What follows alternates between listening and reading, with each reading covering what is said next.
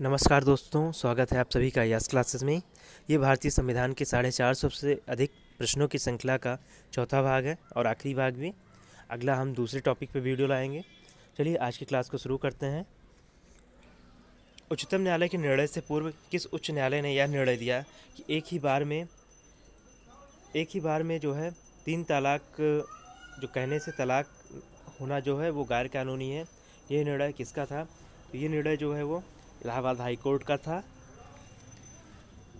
Next, एक उच्च न्यायालय का न्यायाधीश अपना त्यागपत्र किसे संबोधित करता है? तो राष्ट्रपति को करता है और उसकी नियुक्ति भी राष्ट्रपति ही करता है। उच्च न्यायालय के न्यायाधीश की सेवानिवृत्ति की आयु क्या है? तो 62 वर्ष है। जब सर्वोच्च न्यायालय किसी व्यक्ति अथवा संस्था को उसके दायित्व निर्वहन हेतु रिट जारी करता है तो उस लेख को क्या कहा जाता है? तो रिट जारी करना दायित्व निर्वहन हेतु जो कहा जाता है तो उसे हम कहते हैं परमादेश, मतलब हम आदेश देते हैं। भारत में कुल उच्च न्यायालय की संख्या जो है वो 25 है। राज्य के उच्च न्यायालयों का मुख्य क्षेत्राधिकार के अंतर्गत कौन सा अधिकार नहीं आता है? तो परामर्श संबंधी क्षेत्राधिकार ये उच्च न्यायालय के मुख्य क्षेत्राधिकार के अंतर्गत नहीं आता है। अधीनस्थ न्यायालयों के कार्यों की पद्धति का परीक्षण कौन सी याचिका करती है? तो उत्प्रेषण याचिका जो है वो अधीनस्थ न्यायालयों के जो कार्य पद्धति का परीक्षण करती है। भारत के संविधान के अनुसार जिला न्यायाधीश के अंतर्गत कौन सम्मिलित नहीं होता है? तो अधिकरण न्यायालय जो है वो न्यायाधीश जो है वो जिला न्यायाधीश के अंतर्गत शामिल नहीं होते हैं। नेक्स्ट है निरोध के अंतर्गत एक व्यक्ति को बिना मुकदमा चलाए कितने समय तक बंदी बनाए रखा जा सकता है? तो 3 माह तक से अधिक उसको बंदी नहीं बना सकते हैं। इलाहाबाद उच्च न्यायालय का गठन जो है 1866 में हुआ था। मोस्ट इम्पॉर्टेंट, ध्यान रखिएगा। न्यायालय में कार्यवाही लंबित होने की दशा में क्या लागू की जाती है? तो प्रतिषेध लागू होता है। किस सूची के विषयों पर केंद्र तथा राज्य सरकारें दोनों कानून बनाती हैं? तो समवर्ती सूची के विषय में बनाती हैं। केंद्र तथा राज्य संबंध जो है वो 7वीं अनुसूची में है। केंद्र तथा राज्य संबंधों पर वर्ष 1971 में राजमन्नार समिति का गठन किया गया। ये किस राज्य द्वारा किया गया था? तो ये तमिलनाडु ने किया था। क्षेत्रीय परिषदों का सृजन किसके माध्यम से किया जाता है? तो संसदीय कानून द्वारा, मतलब संसद द्वारा कानून बनाकर। अंतर्राज्यीय परिषद का उपबंध किस अनुच्छेद में है? अंतर्राज्यीय परिषद जो है अनुच्छेद 263 से संबंधित है। रेडियो या दूरदर्शनों के विज्ञापनों पर कर कौन लगाता है? कर मतलब टैक्सेस कौन लगाता है? रेडियो और या दूरदर्शन के जो विज्ञापन है उस पर जो टैक्स है वो राज्य सरकारें लगाती हैं, ध्यान रखिएगा। केंद्र तथा राज्य के मध्य शक्तियों का विभाजन किस अनुच्छेद के अंतर्गत किया गया है? तो अनुच्छेद 245 और 246 में ये वर्णन है, केंद्र तथा राज्य के मध्य शक्तियों का विभाजन। अंतर्राज्यीय परिषद का पदेन अध्यक्ष, अंतर्राज्यीय परिषद जो है उसका पदेन अध्यक्ष जो है वो प्रधानमंत्री होते हैं। संघ द्वारा कौन सा कर लगाया तथा वसूला जाता है तथा संघ तथा राज्यों में बांटा जाता है? तो कृषि आय के अतिरिक्त जो भी आय कर हैं वो सब के संघ द्वारा लगाते हैं। सरकारिया आयोग का गठन कब किया गया था? तो मार्च 1983 में सरकारिया आयोग, मोस्ट इम्पॉर्टेंट है। संविधान के किस अनुच्छेद में प्रावधान किया गया कि विधि के प्राधिकार के बिना ना तो कोई कर लगाया जा सकता है और ना ही एकत्रित किया जाता है? मतलब कि बिना कानून बनाए, विधि के प्राधिकार के बिना मतलब बिना कानून बनाए कोई भी कर ना लगाया जाएगा ना एकत्रित किया जाएगा। ये जो है अनुच्छेद 265 में वर्णित है। अंतर्राज्यीय परिषद का गठन जो है वो 18 मई 1990 को किया गया और इसका पदेन अध्यक्ष हमने आपको बताया ही प्रधानमंत्री होता है। केंद्र राज्य संबंधों को विशेष रूप से किस प्रसंग में म्युनिसिपल संबंध कहा गया है? तो इसको वित्तीय मामलों में राज्य तथा केंद्र के नियंत्रण के प्रसंग में ऐसा बोला गया है कि इसको म्युनिसिपल संबंध कहा गया है। म्युनिसिपल संबंध आप लोग जो है म्यूनसिपालिटी से मत समझ लीजिएगा, नगर पालिका नगर निगम से ना समझिएगा। ये जो है वित्तीय मामलों में केंद्र तथा राज्य के जो प्रसंग हैं उससे संबंधित हैं। भारतीय संविधान के किस भाग में केंद्र राज्य संबंधों का विवरण दिया गया है? तो ये भाग 11 में है। जल संबंधी विवादों का निर्णय जो है वो किस अनुच्छेद के तहत दिया जाता है? तो ये अनुच्छेद 273 के दिया जाता है। यह सुझाव किस समिति ने दिया कि राज्यपाल के प्रसाद पर्यंत राज्य मंत्रिपरिषद के पद तक धारित करने संबंधी प्रावधान समाप्त किया जाए। फिर से देखते हैं, यह सुझाव किस समिति ने दिया कि राज्यपाल की प्रसाद पर्यंत राज्य मंत्रिपरिषद के जो धारित करने का संबंधी प्रावधान है वो समाप्त कर दिया जाए। मतलब कि जब तक चाहे कोई, अगर राज्यपाल कहते कोई मंत्री नहीं रह सकता है, उसको 6 महीने के अंदर सदस्यता लेनी ही होगी। तो ये जो है सुझाव राजमन्नार समिति ने दिया था, जो कि गठित किसने किया था? अभी हमने पढ़ा कि केरल सरकार ने। भारतीय संविधान में संघ और राज्यों के प्रशासनिक संबंधों का उल्लेख जो है, प्रशासनिक संबंध जो है 256 से लेकर 263 तक है। अंतर्राज्यीय परिषद के गठन का प्रावधान किस अनुच्छेद में वर्णित है? तो अंतर्राज्यीय परिषद अनुच्छेद 263 में है। किसने कहा था कि राष्ट्रपति का आपातकालीन अधिकार संविधान के साथ धोखा है?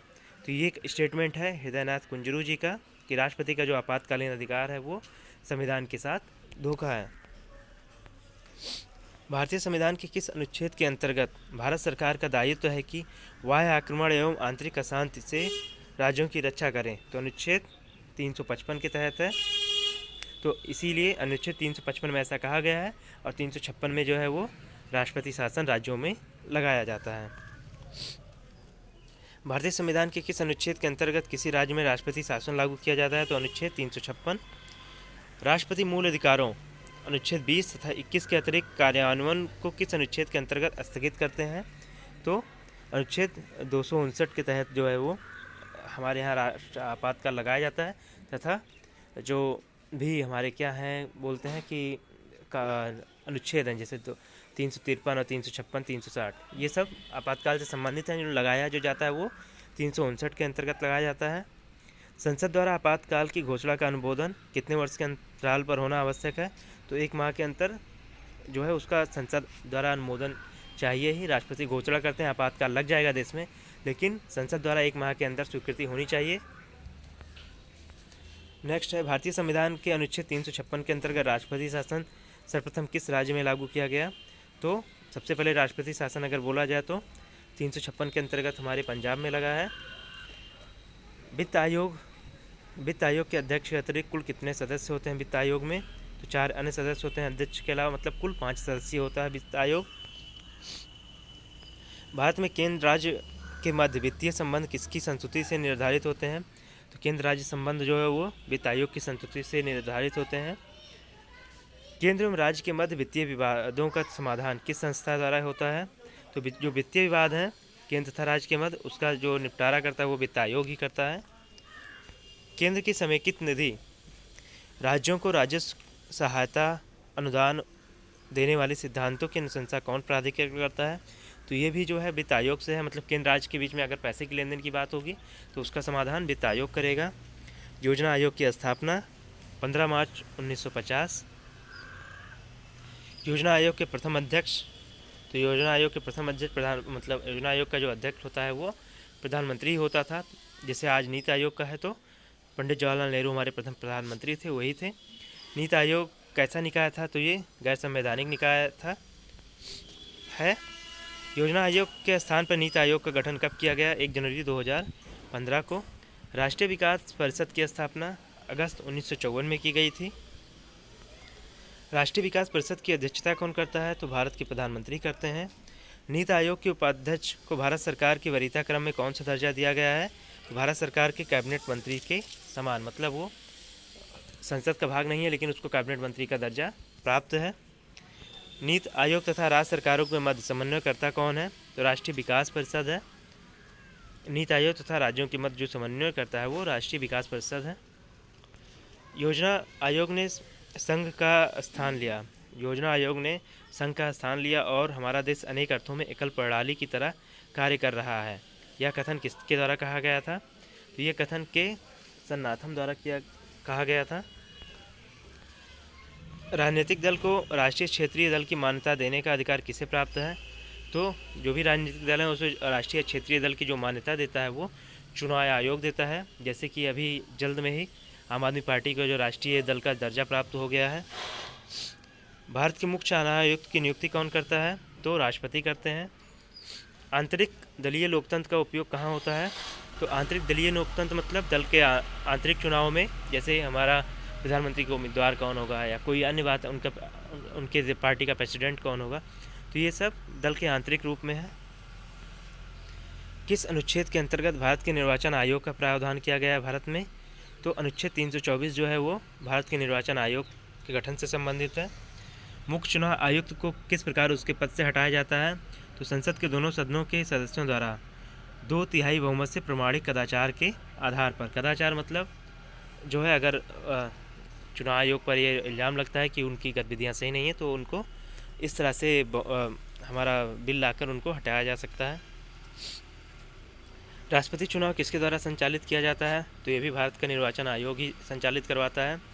सांसदों की अयोग्यता संबंधी विवाद कौन निर्णय करता है, तो निर्वाचन आयोग की परामर्श से राष्ट्रपति करते हैं। सांसद की अयोग्यता मतलब उनको अगर हटाना होगा तो उनको परामर्श कौन देगा, प्रधानमंत्री नहीं, वो सीधे चुनाव आयोग से, निर्वाचन आयोग से परामर्श लेंगे। संसद द्वारा किसी व्यक्ति को चुनाव लड़ने के लिए अयोग्य करार दिया जाता है।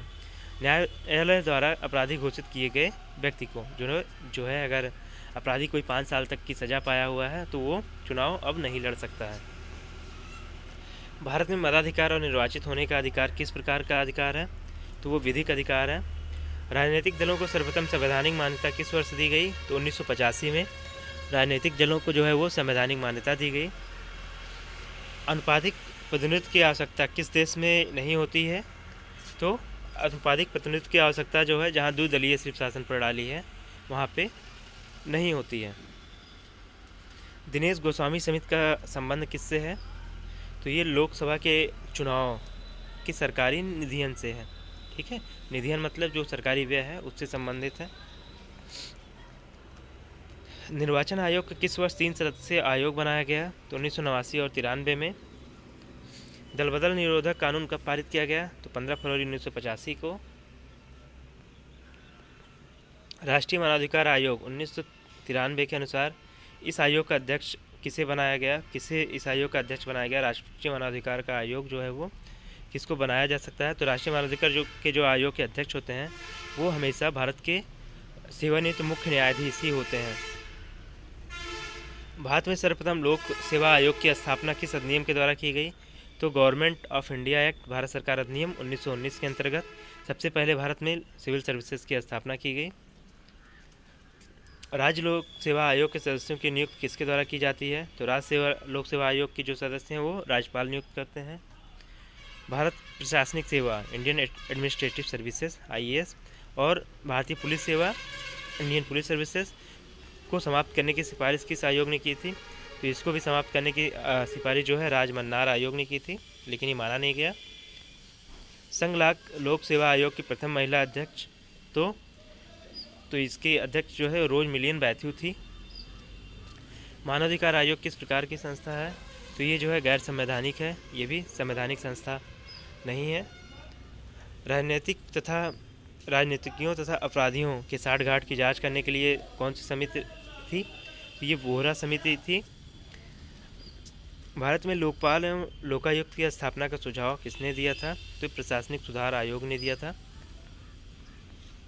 भारत में प्रथम लोकपाल विधेयक किस वर्ष प्रस्तुत किया गया, तो 1968 में भारत में प्रथम लोकपाल विधेयक लाया गया था।